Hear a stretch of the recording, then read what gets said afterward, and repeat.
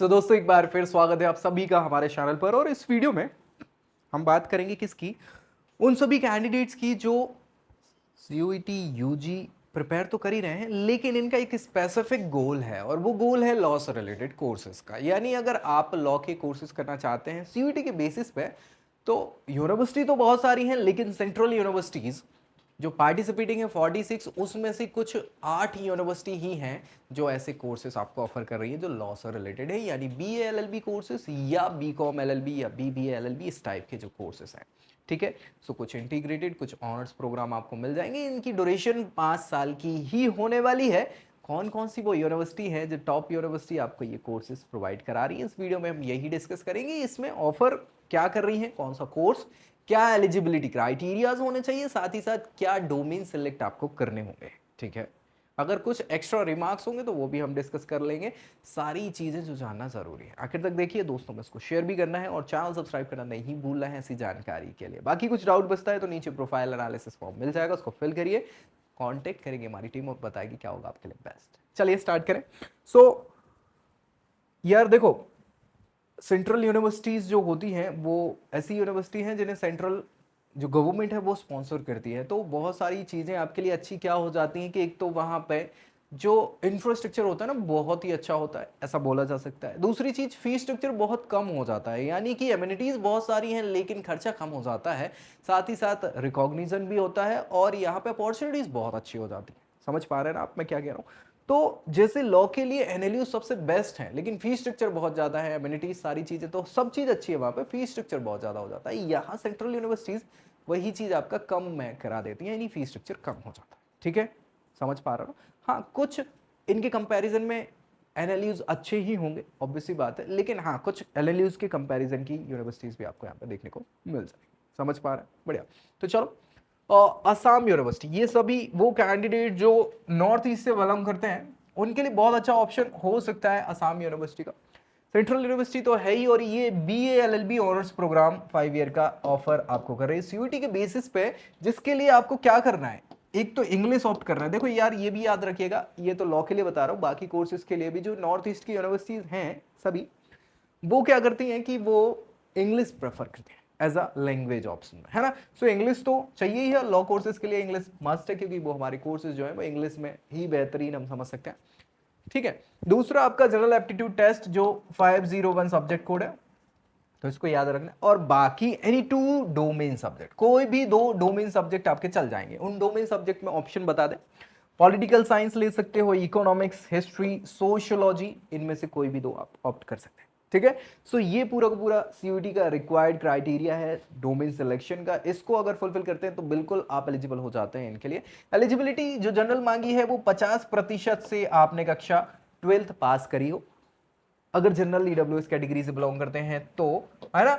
और 45% आपकी इंग्लिश में होने चाहिए, मिनिमम सब्जेक्ट आपका होना चाहिए इंग्लिश 12 में। ठीक है, रिमार्क्स में इन्होंने बताया है selection based on the CUET score, relaxation as per the government of India norms. मतलब अगर आप एससी एसटी ओबीसी कैटेगरी से बिलोंग करते हैं तो कुछ रिलैक्सेशन मिल सकता है पीडब्ल्यूबीडी के लिए, पीडब्ल्यूडी के लिए, या फिर जो सब कैटेगरीज हो उनके लिए। तो ये डिपेंड करता है गवर्नमेंट ऑफ इंडिया के नॉर्म्स के हिसाब से, तो ये कोई समस्या का विषय नहीं होगा। नंबर 1 हो चुका है।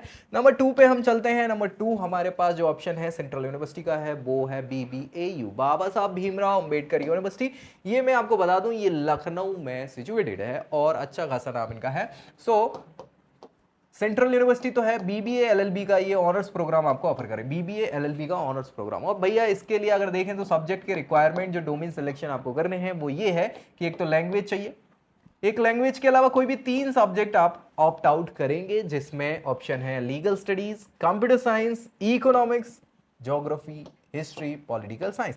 इन सब्जेक्ट में से कोई भी 3 सब्जेक्ट ऑप्ट आउट करने हैं। तो अगर ये हो जाता है तो बिल्कुल एलिजिबल है। एलिजिबिलिटी इनने सिंपल जो है वो 12th में 50% का क्राइटेरिया रखा हुआ है। अगर एससी एसटी पीडब्ल्यूडी कैटेगरी से बिलोंग करते हैं तो रिलैक्सेशन 5% का मिल जाएगा। मुझे नहीं लगता कोई समस्या यहाँ पे होने वाली है बीबीएयू को अगर टारगेट आप करना चाहते हैं तो। तीसरा ऑप्शन आपके पास है बीएचयू, जाना माना नाम, आप समझ पा रहे हैं ना, इतना पुराना नाम, इतना भव्य कैंपस, अच्छे अच्छे लोग जाना चाहते हैं यहाँ पे, तो भाई ऑब्वियस सी बात है यहाँ पे कंपटीशन तो होगा ही।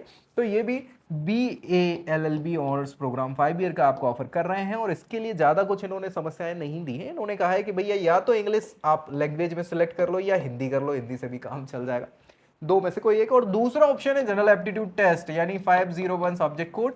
इन दो के बेसिस पे ही एलिजिबल हैं आप इस प्रोग्राम में, बस मार्क्स आपको ज्यादा लेके आने पड़ेंगे। एलिजिबिलिटी क्राइटेरिया में 50% 12th होनी चाहिए जनरल कैटेगरी के बच्चों के लिए, बाकी ओबीसी के लिए 45, 40 SC ST के कैटेगरी जो कैंडिडेट हैं उनके लिए 12th में परसेंट होनी चाहिए। Open university applicants without basic qualification are not eligible. समझ पा रहे हैं ना, बहुत सारे बच्चे ओपन यूनिवर्सिटी से भी अपना 12th वगैरह कर लेते हैं, तो बेसिक एजुकेशन के बिना वो एलिजिबल नहीं है, ये याद रखिएगा। ठीक है भाई। फोर्थ जो हमारे पास यूनिवर्सिटी है वो सेंट्रल यूनिवर्सिटी ऑफ कश्मीर है। तो वादियों घटाओं में जाके घूम फिर के पढ़ाई करना चाहते हैं तो जा सकते हैं। BA LLB ऑनर्स प्रोग्राम ये आपको ऑफर कर रहे हैं, और केवल इसमें कुछ नहीं चाहिए, जनरल एप्टीट्यूड टेस्ट के बेसिस पे ही आपको ये एलिजिबिलिटी मिल जाएगी। इसके लिए 50% आपके 12th क्लास में होने चाहिए, और ये आपने 5+3+3 वाला सिस्टम जो चलता है उससे करना होगा 12th। इसके अलावा 45% रिजर्व कैटेगरी के लिए इन्होंने बताया है, यानी 5% का रिलैक्सेशन मिल जाएगा। तो भाई बहुत ज्यादा समस्या यहाँ पे है नहीं, अच्छा खासा ऑप्शन आपको मिल जाने वाला है। Central university of south Bihar, तो बिहार से बिलोंग करते हैं, तो साउथ बिहार में ये मुझे लगता है गया में है ना। सो वहां से आप ये कोर्सेज कर सकते हैं। दो कोर्स ये ऑफर कर रहा है, BA LLB ऑनर्स और BBA LLB ऑनर्स, दोनों 5 ईयर इंटीग्रेटेड प्रोग्राम है, और इसके लिए जनरल टेस्ट और इंग्लिश ही आपको ऑप्ट करना है। अगर है तो बहुत अच्छी बात है। कक्षा 12वीं में 45% आए हैं ना, तो एलिजिबिलिटी आप फुलफिल करेंगे जनरल OBC EWS वालों के लिए। बाकी SC ST और PWD कैटेगरी वाले बच्चों के लिए 40% भी 12th पास, मतलब 12th में है ना, तो बिल्कुल एलिजिबल हो जाएंगे। तो ऐसी कोई समस्या मुझे नहीं लगता यहाँ, लेकिन कंपटीशन ज्यादा रहता है यहाँ पे, है ना। डॉक्टर हरि सिंह और विश्वविद्यालय, भैया सागर मध्य प्रदेश का ये सेंट्रल यूनिवर्सिटी है, 1946 का है establishment. BA LLB honours 5 year programme ये ऑफर कर रहा है, और एक जाना माना नाम है लॉ की फील्ड में यहाँ से। ठीक है। सो CUET के जो आपको सब्जेक्ट यहाँ पे रिक्वायर्ड है, कोई भी एक लैंग्वेज चलेगी, हिंदी और इंग्लिश में से, साथ ही साथ जनरल एप्टीट्यूड टेस्ट, इन दो के बेसिस पे आपका काम यहाँ पे एलिजिबल हो जाएंगे। अगर एलिजिबिलिटी की बात करें, 45% आपके होने चाहिए 12th क्लास में, अगर आप unreserved category EWS OBC NCL category से बिलोंग करते हैं। बाकी SC ST वाले जो बच्चे हैं 40% से 12th पास किया होगा ना, तो भी एलिजिबल हो जाएंगे। तो ये आपका डॉक्टर हरि सिंह और यूनिवर्सिटी से बिल्कुल मौका है, आप लॉ कर सकते हैं। गुरु घासीदास विश्वविद्यालय, ये मुझे लगता है छत्तीसगढ़ का एक अच्छा खासा जाना माना सेंट्रल यूनिवर्सिटी है। और BA LLB 5 ईयर इंटीग्रेटेड और BCom LLB 5 ईयर इंटीग्रेटेड, ये दो कोर्सेज आपको ऑफर करें। इसके लिए आपको जनरल एप्टीट्यूड टेस्ट 501 ये आपका सब्जेक्ट कोड है, ये ऑप्ट करना है, और इसके बेसिस पे आप बिल्कुल एलिजिबिलिटी क्राइटेरिया जनरल के लिए 45%, OBC 42, 40% SC ST वाले बच्चों के लिए 12th में होना चाहिए, तो बिल्कुल एलिजिबल है। रिमार्क्स इन्होंने बताया है कि यहाँ मेरिट लिस्ट जो है उसके बेसिस पे एडमिशन मिलेगा। 2020 वाली जो नई एजुकेशन पॉलिसी आपकी लागू हुई है, उसके हिसाब से प्रोग्राम ऑफर किया जाएगा, और आपकी मिनिमम एज जो है वो 16 साल की होनी चाहिए 1 जनवरी 2024 को। समझ पा रहे? बल्कि मुझे लगता है ये 25 होना चाहिए था, लेकिन ठीक है, देख लीजिएगा एक बार। तो मिनिमम क्राइटेरिया इन्होंने रखा हुआ है, बाकी कोई समस्या है नहीं, तो ये भी एक अच्छा ऑप्शन है। और आखिरी ऑप्शन जो मुझे लगता है वो है नेहू अच्छा खासा नाम है, नॉर्थ ईस्टर्न हिल यूनिवर्सिटी। ठीक है, ये भी नॉर्थ ईस्ट की अच्छी खासी यूनिवर्सिटी है, सेंट्रल यूनिवर्सिटी का दर्जा दिया है। 5 year integrated BA LLB honours programme ये ऑफर कर रहे हैं, और इसके लिए इंग्लिश जनरल एप्टीट्यूड टेस्ट है ना, इन दो के बेसिस पे आपको एडमिशन मिलेगा। लेकिन आपको 50% से 12th करनी पड़ेगी। इंग्लिश भी आपका सब्जेक्ट रहना चाहिए, 50% उसमें भी होने चाहिए। SC ST वाले कैंडिडेट के लिए 45% का क्राइटेरिया इन्होंने रखा हुआ है। एज लिमिट भी रखी हुई है मैक्सिमम 21 साल।